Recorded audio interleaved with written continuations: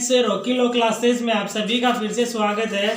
तो अपन ने जो सेक्शन 5 में पिछली बार चर्चा कर ली थी कि अगर किसी भी स्टेट में कोई स्पेशल लॉ कानून या स्पेशल लॉ विधि इन्फोर्स में है तो उसमें सीआरपीसी अर्थात क्रिमिनल प्रोसीजर कोड उसमें अपनी टांग नहीं अड़ाएगी, क्योंकि टांग अड़ाने से मतलब यह है कि वह उसमें किसी भी प्रकार का अपनी दखल अंदाजी नहीं करेगी।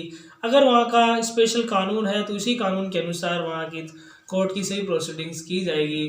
अगर वहाँ का अगर इस स्पेशल कानून में कुछ कानूनों की कमी है तो उसमें अपनी दखल अंदाजी दे सकती है कौन? सीआरपीसी।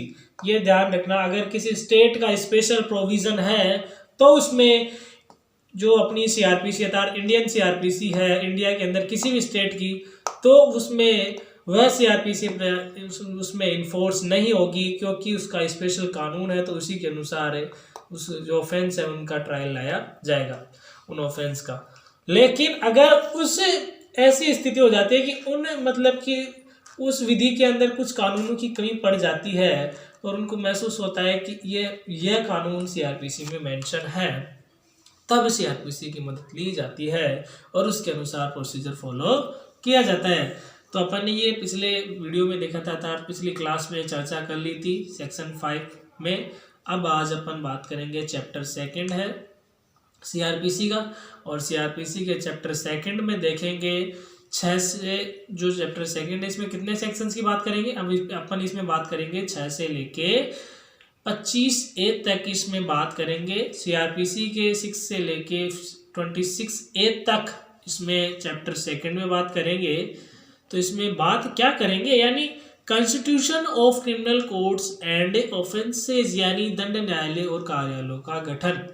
अपन जो चैप्टर 6 में बात करेंगे दंड न्यायालय और कार्यालयों के गठन के बारे में बात करेंगे। तो इसमें चर्चा करते हैं कि सबसे पहले सेक्शन 1 यानी कि सेक्शन 6 में बताया क्लासिफिकेशन ऑफ क्रिमिनल कोर्ट्स, यानी दंड न्यायालयों का वर्ग, यानी दंड न्यायालयों के वर्ग के बारे में बताया गया है। और सेक्शन 7 में बताया गया है कि टेरिटोरियल डिवीजन, यानी प्रादेशिक खंड। अपन इन सभी जो सेक्शंस के नाम ले रहा हूं मैं उनके भी डीपली चर्चा करूंगा, अभी अब नाम मोटे रूप में नाम देख लीजिए। सेक्शन 7 में बताया गया है कि टेरिटोरियल डिवीजन, और 8 में बताया गया है कि मेट्रोपॉलिटन एरिया अर्थात महानगर क्षेत्र के बारे में चर्चा करेंगे। कहाँ वहाँ पे किस तरह के मजिस्ट्रेट होते हैं, महानगर, जनरल एरिया, सभी उसमें आ जाएगा।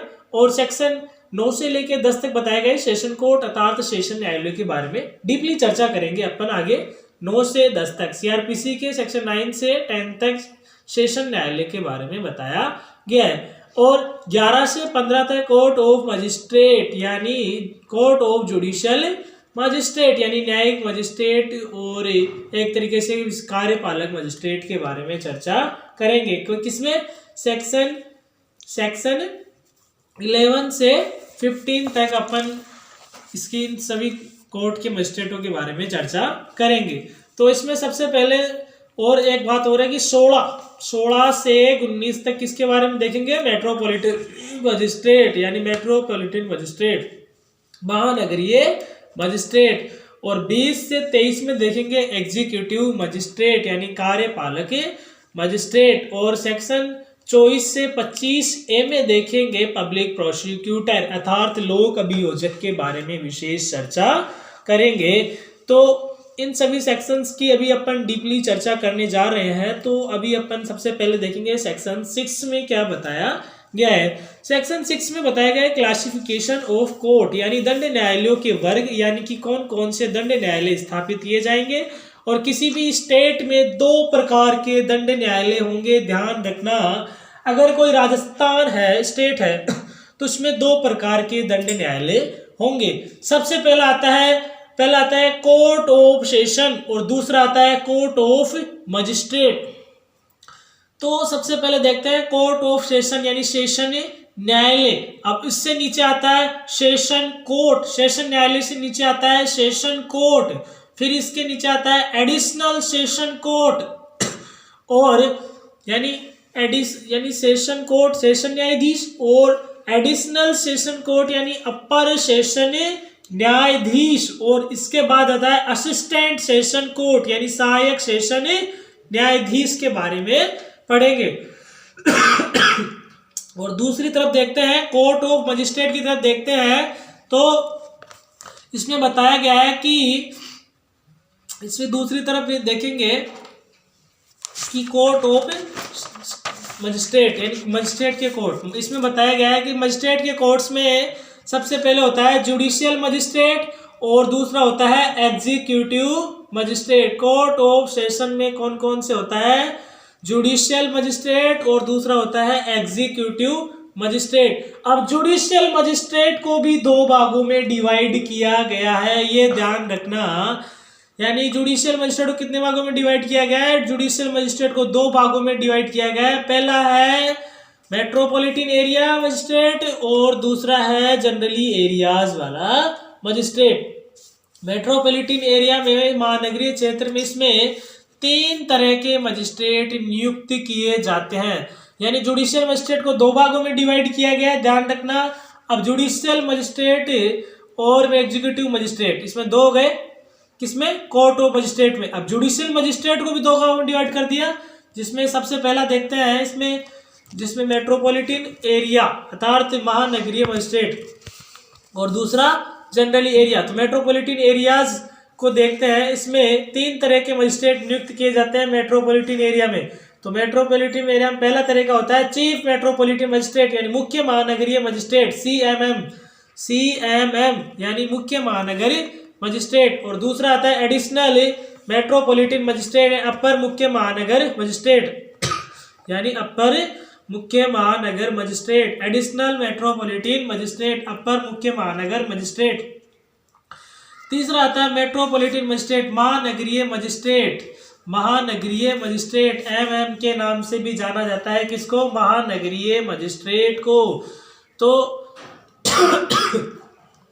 इसमें मेट्रोपॉलिटन मजिस्ट्रेट में, इसमें दो भाग में, जो इसमें मजिस्ट्रेट को दो भाग में बांटा गया था, उसमें पहला था मेट्रोपॉलिटन एरिया और दूसरा था जनरली एरियाज में। जनरली एरियाज में अब आगे देखेंगे नेक्स्ट पेज में कि जनरली एरियाज में किस तरह के मजिस्ट्रेट होते हैं। तो इसमें सबसे पहले होता है फर्स्ट क्लास जुडिशियल मजिस्ट्रेट, यानी जुडिशियल मजिस्ट्रेटों में, मेट्रोपॉलिटन मजिस्ट्रेटों में दो भाग बांटा था, मेट्रोपॉलिटन और एक जनरली एरियाज। तो मेट्रोपॉलिटन वाला देख लिए, अब अपन देखते हैं जनरली एरियाज में कितने प्रकार के मजिस्ट्रेट होते हैं। यानी अपने जैसे चौमू क्षेत्र है, गोविंदगढ़ तहसील है, अलग अलग तहसीलों में एक तरीके अलग अलग है ना। चौमू तहसील है, चौमू तहसील में जैसे मान लीजिए गोविंदगढ़ तहसील है, गोविंदगढ़ तहसील में जैसे कि किसी मतलब कि चौमू तहसील में मान लीजिए कैसे किस तरह के मजिस्ट्रेट होंगे, जैसे कि इसमें रहेगा first class judicial magistrate, second class judicial magistrate, special judicial magistrate. और इसमें एक तरीके दूसरे जनरली एरियाज में एक तरीके मजिस्ट्रेट और होते हैं एग्जीक्यूटिव मजिस्ट्रेट यानी कार्यपालक मजिस्ट्रेट।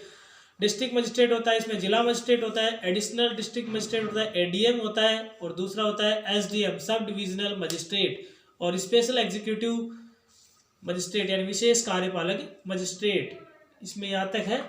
और अब अपन सेक्शन 7 में देखिए टेरिटोरियल डिवीजन यानी प्रादेशिक खंड, इसमें क्या बताया गया है। सेक्शन 7 में टेरिटोरियल डिवीजन के बारे में बताया गया है। एग्जाम में पूछ ले कि टेरिटोरियल डिवीजन कौन से सेक्शन में बताया गया है, तो इसमें बताया गया है सेक्शन 7 के बारे में टेरिटोरियल डिवीजन है। तो टेरिटोरियल डिवीजन में बताया गया है कि प्रादेशिक खंड में, इसमें यह बताया गया है कि प्रत्येक राज्य एक सेशन खंड होगा और या उसमें सेशन खंड होंगे। राज्य सेशन खंड होगा और संपूर्ण राज्य को एक सेशन खंड में माना जाएगा। राज्य सेशन खंड होगा और संपूर्ण राज्य को सेशन खंड में माना जाएगा। और उस सेशन खंड के पश्चात क्या होगा वो अपन देखते हैं कि सेशन खंड के पश्चात उसके जुकाम हो रही है, इसलिए तो ज़्यादा प्रॉब्लम हो रही है, क्लास भी मैं नहीं ले पा रहा हूँ ढंग से, लेकिन फिर भी मैं आपको लीगल जानकारी देने की कोशिश कर रहा हूँ। तो उसमें यानी सेशन खंड होगा और सेशन खंड है उसमें जिले भी क्या होंगे, जिले भी आ सकते हैं। और इसके पश्चात जो प्रत्येक सेशन खंड है उसमें महानगर क्षेत्र भी आ सकता है। जैसे महानगर के यानी का सेशन न्यायालय अलग होता है और नगर का अलग होता है। जैसे जोधपुर उसमें जिला सेशन न्यायाधीश और महानगर अलग होगा, उस जिला ग्राम न्यायालय अलग होगा। जैसे कि जोधपुर नगर जोधपुर नगर का अलग रहेगा, जोधपुर महानगर का मजिस्ट्रेट अलग हुआ। इसी तरह अलग अलग डिवाइड किया गया है। तो सेक्शन 8 देखते हैं। सेक्शन 7 देख लिया। अब सेक्शन 8 में क्या बताया गया है कि सेक्शन 8 में बताया गया मेट्रोपॉलिटन एरिया यानी महानगर मजिस्ट्रेट। अब the state government may by notification declare any, यानी the state government may by notification declare any, यानी स्टेट गवर्नमेंट यानी एक तरीके से इसके बारे में डीपली चर्चा करेंगे अभी थोड़ी देर का ब्रेक लेते हैं, उसके बाद मिलते हैं। तो ब्रेक के बाद मिलते हैं। तो इसमें देखेंगे कि मेट्रोपॉलिटन एरिया में गवर्नमेंट किस किस को, क्षेत्र को, नगर या नगरी को, इसमें बताया गया है कि किस किस को मेट्रोपॉलिटन एरिया घोषित कर सकती है। द स्टेट गवर्नमेंट में भी notification declare any area, town या सिटी, किस किस को वो क्या कर सकती है, मेट्रोपॉलिटन एरिया घोषित कर सकती है। तो इसकी परिभाषा देखते हैं कि नगर इनको मेट्रोपॉलिटन एरिया घोषित कर, जिनकी जनसंख्या, जिस नगर, नगरी या शहर या क्षेत्र की जनसंख्या 10 लाख से अधिक होती है, उस क्षेत्र, नगर या टाउन को क्या कर सकती है, स्टेट गवर्नमेंट क्या कर सकती है, उसको महानगर क्षेत्र घोषित कर सकती है। इसको जिस क्षेत्र, नगर या नगरी की जनसंख्या 10 लाख से अधिक होती है, उस क्षेत्र को स्टेट गवर्नमेंट क्या कर सकती है, महानगर क्षेत्र घोषित कर सकती है। तो इसमें एक चीज और है कि स्टेट गवर्नमेंट को 3 पावर दे रखी है। स्टेट गवर्नमेंट की 3 पावर्स कौन सी है वो अपन देखेंगे। यानी इसमें फर्स्ट है कि द स्टेट गवर्नमेंट